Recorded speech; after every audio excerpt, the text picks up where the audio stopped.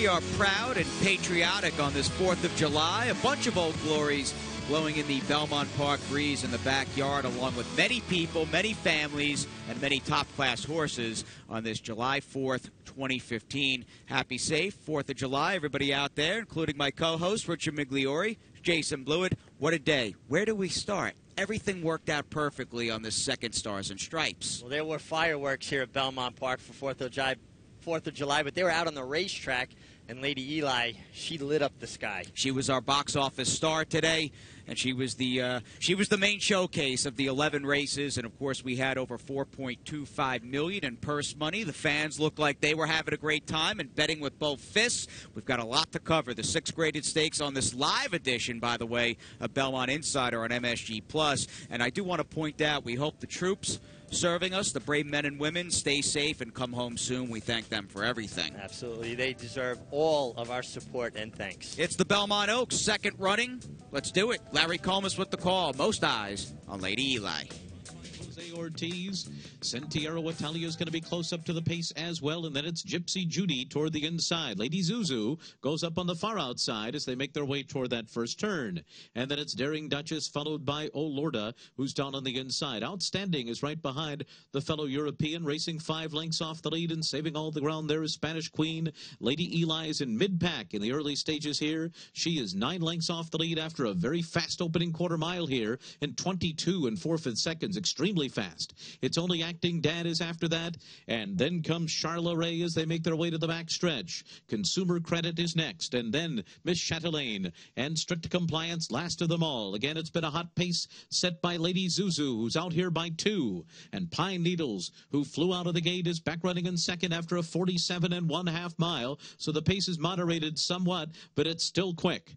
Gypsy Judy is next. On the far outside comes Daring Duchess in 4th position. Olorda is 5th at this stage of the race. Then it's Outstanding Sentiero Italia, Spanish Queen to the inside. Irad Ortiz has the heavy favorite Lady Eli, 7 off the lead, and racing outside of its only Acting Dad as they move for the far turn. Lady Zuzu in front. 3/4 was in 1:11 3, and she's 3/4 of a length ahead of Pine Needles as they round the far turn. These two are just clear of Olorda, who's 3rd to the inside of Gypsy Judy. Sentiero Italia's right there, along with Daring Duchess, and Lady Eli is going to take the overland route, and here she comes on the far outside. Lady Eli still in hand, and here she comes, and she has bursted to the lead as they move into the final furlong. Outstanding is chasing her home. It's only Acting Dad and Consumer Credit, but they're all not going to get the undefeated Lady Eli. She crushed them. Lady Eli did it again. It's only Acting Dad was 2nd, and it's a blanket finish for 3rd in a very strong final time. Bit of redemption, I think, for jockey Irad Ortiz.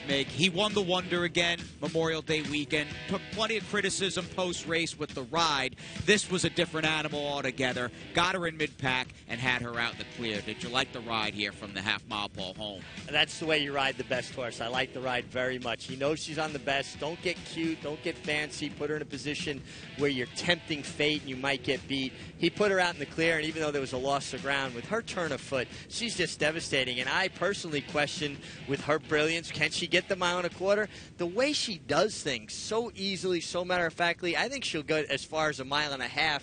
As relaxed as she stays, she's a brilliant filly. Breeders' Cup winner, a perfect 6 for 6, and she is trained by a man who now has won 4 consecutive Garden Cities into the Belmont Oaks, and Chad Brown. It's incredible. He was standing by with the MIG after today's Belmont Oaks. She looked comfortable every step of the way. How were you feeling during the running? I was feeling a lot better once we got off the first turn and I saw Irad got outside is what I wanted to do. I didn't know how he was going to do it off of that post draw, but I figured if the pace was quick enough, which it was, there'd be some separation and he could do it. That was our game plan, and that's what happened. And then once he got to the outside, there's never any certainties, but I knew that if she was going to fire, it wasn't going to be the trip that got her beat. She's so brilliant. I mean, she's got such a turn of foot. I wondered if maybe the 10 furlongs would be stretching it, but the way she ran today, it seems like she could run forever. It's a great point, and as we stretch out these turf horses, you wonder if they're going to lose their turn of foot as we stretch them out, but the turn breathes different air. It gets thrown around a little bit when someone has a really good horse, and I can tell you I've been very lucky to have some great turf fillies and mares, but this one breathes different air for sure. Well, obviously you want to enjoy this one, want to get too far ahead, but what would be her main objective for the summer and for the rest of the year? We'll have to take a look at it. You know, we have the Lake Placid right there at Saratoga if we wanted to keep her at, with straight 3-year-old fillies. We also could look at the Beverly D and look at conquering, you know, bigger goals, running against older fillies and mares. We also could wait to the Breeders' Cup to the end of the year because we have the Queen Elizabeth right at Keeneland where the Breeders' Cup's being held. And her next major objective is the Queen Elizabeth. You know, how I get there, we'll have to talk about it. You've trained so many nice fillies and mares up to this point, especially on the grass. Where would you rate Lady Eli with them? She's not only the ones I had in my care, but even the ones I worked around. She's way up there, probably at the top. Certainly has the most devastating turn of foot I've ever worked around. Considering he came out of Bobby Frankel University, that is some flattering praise from Mr. Chad Brown regarding just the overall ability and certainly turn of foot for Lady Eli. Well, he's been around really good horses, and he knows his way around a really good horse, and he's done everything right with Lady Eli. And she just looks like a joy to ride. I mean, she looks like a jockey's dream. They go real quick. You put your hands down. She's settled. They go a little slower like they did in the Wonder again. I'd have put her up closer to the pace, but she's able to bail you out with that turn of foot as well. And real fast regarding potential next spots. You've got a 3-year-old filly division on the dirt that is in flux. Parity from Sure. January 1st up through July 4th. Yeah. She's been so consistently good. Do you really take a serious look at the Beverly D against older mares in the middle of August in Chicago? Yeah, I think you have to, and I think that almost the Lake Placid would be a step down for her. I mean, she's, you know, conquered bigger games, so to speak. She's won her Grade 1. And I mean, I guess if you're using that as a prep forward, maybe to the I'm sorry, QE2. QE2. I was going to say Garden City, which this used to be. I guess I could see you doing it, but I would like to see her step up and take on older. The Diana's only 3 weeks away, so that's doubtful. The next logical spot, if you're going to take on older, is the Beverly D. She's right in the running for an Eclipse Award, hands down, and there's a lot of great racing left to come. We look forward to seeing her down the road. She was sensational today. The boys got their chance in the spotlight as well. In fact, they led off the turf charge in the $1.25 million Belmont Derby as we sent it back up to Larry. Kitten goes with Bolo early, and Startup Nation is close to the pace, running in third between those two as they make their move for that first turn, then force the pass to the inside. They're being followed by Postulation, who races to the outside of Closing Bell, and Takeover Target, who's down toward the rail. And then it's Candal, and last of them all is Divisi Darrow, who is 7 lengths off of Bolo as the field makes their way around the first turn in 24 2/5 seconds. Bolo is the leader by 1.5 lengths as they move to the backstretch. Granny's Kitten on the outside forced the pass down at the rail, running in third by another 2. And then it's Startup Nation alongside of Takeover Target. They're right together. 2 lengths to Postulation. In between horses, Closing Bell, Candal on the inside. And Divisi Darrow is last, but it's a slow pace up front. They went 50-1 for the first half mile. So it's Bolo who heads them up the backstretch, 3/4 of a length ahead of Granny's Kitten. And then comes Force the Pass, who's third and racing right at the hedge. Takeover Target and Startup Nation are 3.5 lengths off the lead, and they're joined by Candal on the inside. Postulation's got 5.5 lengths to make up, and then it's Divisi Darrow beginning to gain ground outside of Closing Bell. Bolo has run 3/4 in 1:15-1 and runs into the far turn in front. The rails open for Force the Pass, and Force the Pass and Joel Rosario come on through, and they take the lead from Bolo on the far turn. Granny's Kitten is third to the outside. Extreme outside, Startup Nation is next. It's a wide run for Divisi Darrow. He's got Force the Pass to catch as they turn for home. Force the Pass coming into the final furlong in front. Candal is 2 lengths behind in second, and then it's Granny's Kitten, and then comes Startup Nation. Not today for Divisi Darrow. It is Force the Pass. Oh, he is running away from the field. Force the Pass in the Belmont Derby. He won it by 5 over Candal.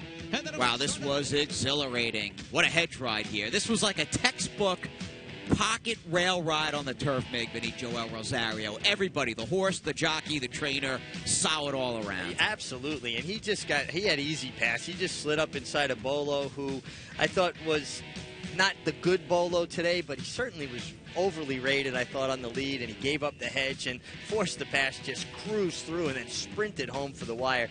This was a scintillating performance, and like you said, great job by the trainer and the rider to have Alan Goldberg to have this horse this prepared to go a mile and a quarter, and the way he did it, good performance. Yeah, first start beyond the mile off that last to first flourish in the Penn Mile. He was stepping up, meeting better in a longer race and real fast. How do you like the versatility of the Speightstowns? Could they run on the moon? Yeah, you know? they run on dirt, turf, long, short. They probably could run over broken bottles or even up there with no atmosphere. Right. They are just amazing, and he's amazing because he was a sprinter, but he's able to pass on this talent, whether it's long or short, to his foals. It's amazing. We've got that high Lady Eli-like cruising speed on tonight's show. We're moving along. We'll send it to break. We're back as Tonalist looks to join Easygoer with a rare Belmont trifecta in the Suburban.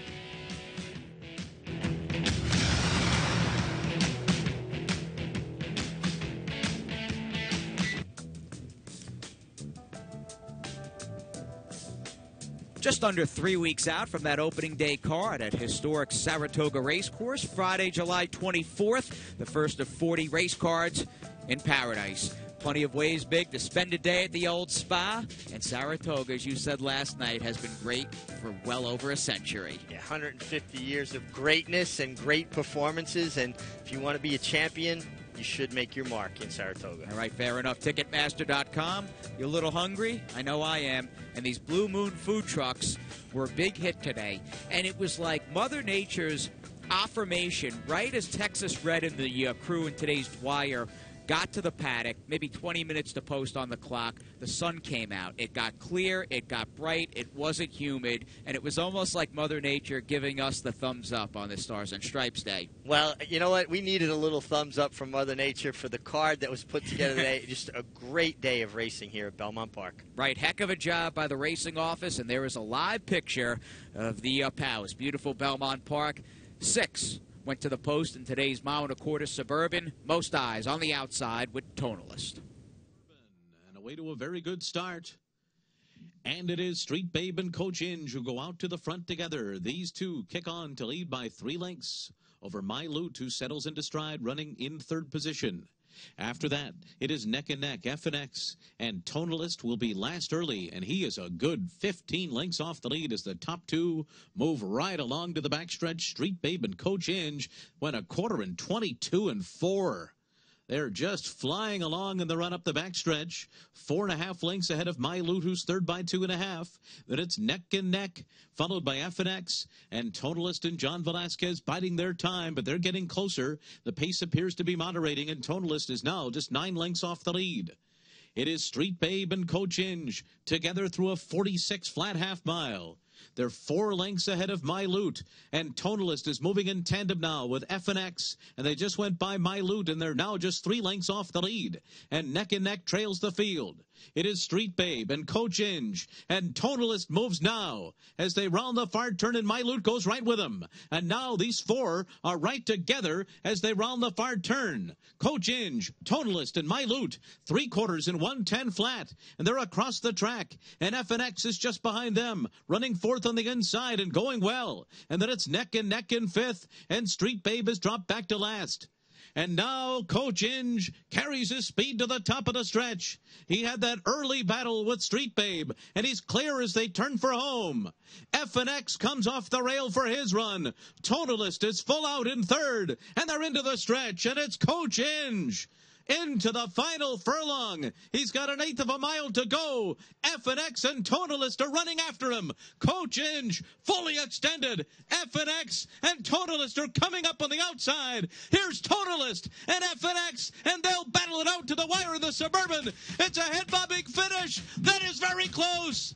It looked like FNX edged out Tonalist in the Suburban, but it is very close. And then it was Where do we start recapping today's Suburban? Coach Inge involved in that hot pace will kick clear. FNX angled off the rail. He's about to attack in the 2-path, and this was a come-again Tonalist who looked like he had 0 at the quarter pole. Yeah, he got involved way early down the backside. It looked like he was off the bridle early. Johnny kind of got him running. Then he couldn't stop him from going on. And then he kind of looked like he spit it out around the turn. FNX gets out from behind Coach Inge, and the 2, Tonalist and FNX, fight it down to the wire.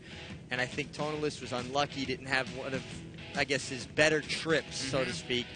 And how about, though, let's not lose Coach Inge in this. Yeah. He battled through enormously fast fractions going a mile and a quarter and hung on to be beaten about a length for everything. More or less an extension of his game win here in the Brooklyn, a race where V.E. Day on the Belmont undercard drew up to him with the full head of steam, and he was able to turn him back. So Coach Inge, I think if you had doubts about him, he's the real deal, and he'll probably throw his hat into the ring for the Whitney on August 8th. And then you've got Tonalist, who, odd ride or not, I don't think, and we'll talk about the winner in a sec, Mig, but I just don't think Tonalist showed up with his A game today. Yeah, maybe it wasn't his A game, and he looked off the bridle down the backstretch, and sometimes when a horse is off the bridle, the rider feels some urgency to get them to pick it up, and then he kind of picked it up all at once. There was no continuity to the move. But let's talk about the winner, and let's talk about his trainer, Jimmy Jerkins, who is just one of the greatest horsemen I've ever been around. He's just like his father, Alan. This horse bolted last time in the Brooklyn, was getting out the entire way. When he went by me in the tunnel, I saw he had changed bits. He had a Houghton bit on, and obviously they went to work on this horse from a bolting DNF, not finishing, to winning the Suburban. That's all about his trainer. With a horse who back in April had beaten Wicked Strong, his much more heralded stablemate, scored that big upset in the Excelsior. He is a top handicap horse, FNX, and a New York bred by Mineshaft, like father, like son. I can still recall Mineshaft on a day it was about 105 degrees, turning back Volponi to win the Suburban back in 2003. What about the second half of the 3-year-old season? It began in earnest with today's 98th running of the Dwyer. They are already off, and we'll send it back up to the man who you're dying to hear. It's Larry Colmus. Tommy Macho is right behind them, and then Bridget's Big Levy and Blofeld on the inside. Texas Red will be second last in the early stages here. 5 lengths off the lead and just ahead of Smooth Transition, who trails the field. It's Hollywood Angel and Speedster together, and they zipped a quarter in 22 and 4/5 seconds. These two head and head on the lead. Blofeld right behind them with Bridget's Big Levy and Tommy Macho to the outside. Kent DeSormo and the Breeders' Cup Juvenile winner, Texas Red, are 5.5 lengths off the lead, but beginning to move. And Smooth Transition trails the field. Hollywood Angel leading Speedster around the far turn, a 46 1/2 mile. Hollywood Angel a half length in front. Speedster to the outside, second Tommy Macho, third Blofeld, fourth on the inside. Then it's Bridget's Big Levy. Texas Red, still plenty of work to do, now being urged to go 5 lengths off the lead, and Smooth Transition. It is Hollywood Angel coming toward the top of the stretch in front. And now, here comes Texas Red on the far outside, and he is charging up, and they're into the stretch. Texas Red coming after Speedster on the inside, and Tommy Macho. Hollywood Angel's given way, a furlong to run. Speedster's in front. On the outside is Texas Red. Speedster, a 2-length lead. Texas Red, second best as they come down to the line, and here is one talented colt named Speedster. Oh, he was good today. Texas Red has to settle for a second. Speedster, 3 for 3, stepped up, stretched out. Same result, Mig, for Winstar and Belmont. Yeah, super talented colt. Late just off the pace under pretty stout restraint from Jose Lascano, trying not to engage a real long shot, but this horse found more air. This is a very, very good colt. Interesting post-race quotes. Belmont maybe turn him back 7/8 for the King's Bishop, and I kind of tend to agree that he's got the look a little bit more of a sprinter type to me, although he's by Speightstown, and they can do just about anything. Well, this began the Speightstown Dwyer onto the Belmont Derby double. That'll be your Speightstown ad, I think, going forward in next week's Thoroughbred Daily News. Belmont, Winstar, and Texas Red did run well in defeat. Let's move on to the nightcap here. Race number 11, the Belmont Sprint Championship, from a field of 8 down to a field of 5 with 3 early scratches, private zones, odds on as we go back to Larry. In front, controlled early by Martin Pedroza on a 1.5-length lead over Green Grotto up the backstretch. Then Stalwalking Dude, who's in a bit tight between horses. Going up on the outside is CZ, and clearly now rides the rail after a 22-2 first quarter. Private Zone into the far turn in front. Green Grotto keeping him company on the outside, but Private Zone's now shaking away. With a half mile to go, he's in front by a 1.5 lengths. Now he's in front by 2. Now he's in front by 2.5 lengths. And Green Grotto is second. And then comes Stalwalkin' Dude to the outside clearly. Now down toward the rail. CZ is the trailer as Private Zone carries his speed around the far turn. A 44 3/2 mile for Private Zone, who turns for home in the Belmont Sprint Championship with a 2.5 length lead. Stalwalkin' Dude on the outside is second and clearly now is third. Martin Pedrosa shaking the reins at Private Zone. They're 3 lengths in front. Stalwalkin' Dude and clearly now are battling for second as they come past the 16th pole. It will be Private Zone in a wire-to-wire He's bounced all over the country, this gelding by Macho Uno. But you look at Private Zone and his resume, Cigar Mile, 2 Vosbergs, and now you can add the Belmont Sprint Championship to him. He's as honest and game as they come. He really is, and he's got so much natural speed. Martin Pedrosa fits him like a glove, and he shows up. He shows up every time. He takes his game on the road. You got to like this horse, and they're pointing for Saratoga, so we'll get to see Private Zone up in Saratoga. Vanderbilt's August 1st, same day as the Jim Dandy. The 4 go a bit later. I think it's Travers Day now. Anxious to see him against Rockfall. We'll recap the remainder of day 48 when we come back to beautiful Belmont Park.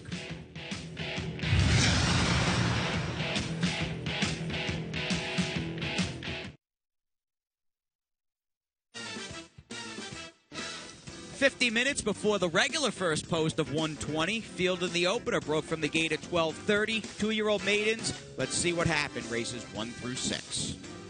Dancer is next. And then comes Dalmore and Abbott on the outside. Payne's Prairie and Javier Castellano have the lead as Abbott draws up alongside of Ready Dancer late. Payne's Prairie takes the opener by 3.5 lengths. And then it was Abbott, Ready Dancer, and El Razi draws even. A 46 3/2 mile, and Jubilant Vision gets going on the outside of them. And they're into the stretch, and it's El Razi and Jubilant Vision now. And these two to fight it out in the final furlong. Predicate putting in a late run from far behind. Jubilant Vision in front. To the inside, El Razi. Predicate third. Jubilant Vision, El Razi battling on. These two down to the line. Noses apart. Oh, that was tight. And Predicate was third, then Manhattan. Behind the leaders in fourth, needing running room here. In spite of it all, cuts the corner. Dewjack is there on the outside. Bigger Picture swings up on the far outside, and Rock Eagle. And they're coming to the final furlong. English Minister has taken the lead. On the far outside, Bigger Picture from far behind. Heat flashes there. Adirondack Dancer comes up the rail. Dewjack's in at 2. They're coming down to the line, and it's going to be very close again. It's either Adirondack Dancer Matru and Samrat. And the 3 of them will turn for home after 3 quarters in 1:10 and 2. And they're into the stretch. And now it's Matru and Catholic Cowboy. As Samrat has given way, Matru battles on the inside of Catholic Cowboy. And they come down to the final 16th. Matru determined. Catholic Cowboy sticking to him. Matru's got it. Matru has won it by a half a length in a very impressive performance.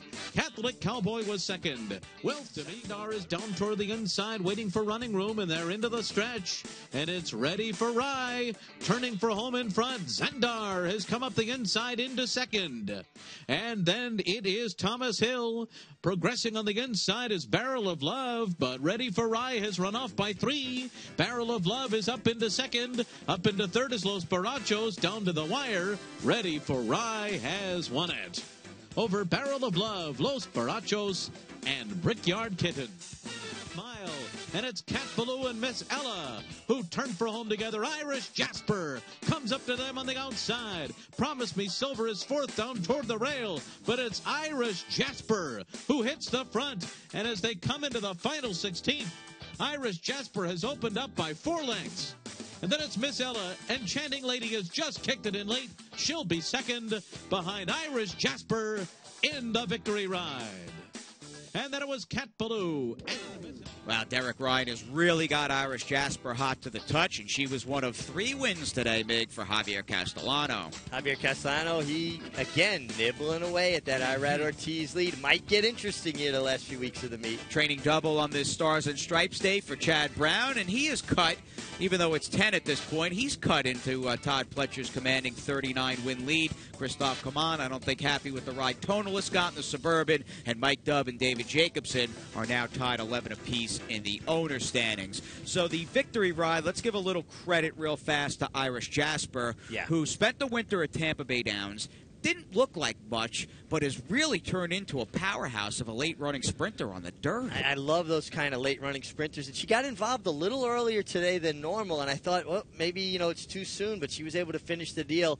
I got to think the test is going to be her main objective this summer, and she should be pretty tough. Longines test early on in Saratoga, right around the first week of August or so. In fact, I think it's Whitney Day, August 8th, so that should be a great day of racing. And then we have Texas Red finishing second, albeit somewhat well beaten behind Speitster as we check out the quarter pole run of the Dwyer. Here comes Texas Red, Meg, in the red cap. What did you think of this return? I thought this was a great return. He looms up 5 wide like he's going to inhale the field, and he had a right to flatten out. And I thought he actually finished kind of resolutely because I thought Speitzer found another gear and kicked on again.